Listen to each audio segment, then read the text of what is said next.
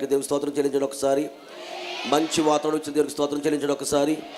హల్లెలూయా. ఈ రెండవ రాత్రి కొద్ది నిమిషాలు దేవుని వాక్యాన్ని మనం విందాం. నేను వాక్యంలోకి వెళ్ళే ముందు ఎప్పుడు ఒక మాట చెప్తుంటాను. నాకు ఒక చిన్న బలహీనత ఏంటంటే, వాక్య పరిచర్య ప్రారంభించిన తర్వాత ఇక ఎవరు కూడా అటు ఇటు తిరగకుండా, ఎవరు లేచి నిలబడి అటు ఇటు తిరగటం, మాట్లాడటం, ప్రక్కవారితో సంభాషించటం, ఊరికి నేను లేచి నిలబడటం, మంచినీళ్ళు త్రాగటం, మంచినీళ్ళు తెమ్మని సైకిల్ చేయటం, ఇవన్నీ కూడా కొద్ది నిమిషాలు నిశ్శబ్దం. ఆ నిషేధించబడేటువంటి వాటిని ఈ కొద్ది నిమిషాలు మీరెవరు కూడా వాటి జోలికి వెళ్లకుండా ఉండవలసిందిగా మీకు మనవి చేస్తున్నాను. ఎందుకంటే వాక్య పరిచయ మధ్యలో ఎవరైనా లేస్తున్నారనుకోండి, అది ముమ్మాటికి వాక్య విరుద్ధమే. ఎందుకంటే యేసుక్రీస్తు ప్రభుల వారు, హమ్మింగ్ వస్తుంది చూడండి, యేసుక్రీస్తు ప్రభుల వారు ఇట్లా సమాజ మందిరంలో నిలబడి అధికారంతో వాక్యాన్ని బోధిస్తుంటే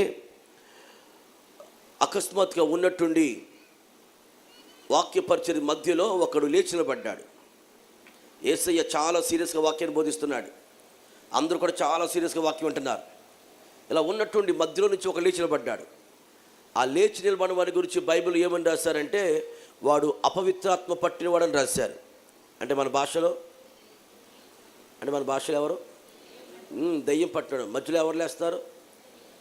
మంచి సీరియస్గా వాక్యం జరుగుతుంటుంది, మంచి హడావిడిగా వాక్యం వెళుతుంటుంది. ఆ సమయంలో అకస్మాత్తుగా లేస్తారు పైకి. ఎందుకు లేచారో అర్థం అవ్వదు. అంటే దెయ్యం ఏం చేస్తుందంటే లేపుతుంటుంది, అక్కడక్కడ ఒకళ్ళు లేపుతుంటుంది. వాళ్ళు చిన్నోళ్ళైనా, పెద్దోళ్ళైనా, ముసలోళ్ళైనా, కుర్రోళ్ళైనా, ఆడోళ్ళైనా, మగోళ్ళైనా దెయ్యమే. పిల్లదెయ్యమైనా దెయ్యమే, కుర్రదెయ్యమైనా దెయ్యమే, ముసలిదెయ్యమైనా దెయ్యమే, ఆడదెయ్యమైనా దెయ్యమే, మగదెయ్యమైనా దెయ్యమే. కాబట్టి ఎవరైనా దెయ్యాలుంటే ఇప్పుడు లేచి వెళ్ళిపోండి.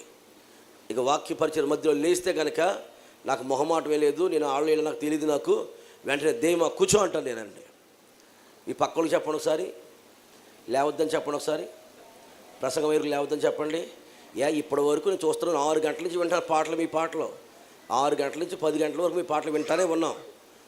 కాబట్టి ఇప్పుడు నేను మాట్లాడుతున్న మీరు వినాలి, వినకూడదా? చచ్చటి వినాలి ఇప్పుడు అంతే. ఇంకెవరైనా లేచారంటే కనుక ఇక వాక్య పరిచర్యకు ఆటంకం కలిగిస్తే కనుక మీ అంత పెద్ద దెయ్యాలు ఇంకెవరు ఉండరన్నమాట. కాబట్టి నేనే కాదు, ఏ దైవ సేవకు నిలబడి వాక్యాన్ని బోధిస్తున్నా లేచి నిలబడటం అనేది పూర్తిగా నిషేధం. అది జరగకూడదు. సంఘంలో కానీ ఎక్కడైనా కానివ్వండి, వాక్యం జరుగుతున్నప్పుడు లేచి నిలబడటానికి ఉడికిపోవాలి, భయపడిపోవాలి.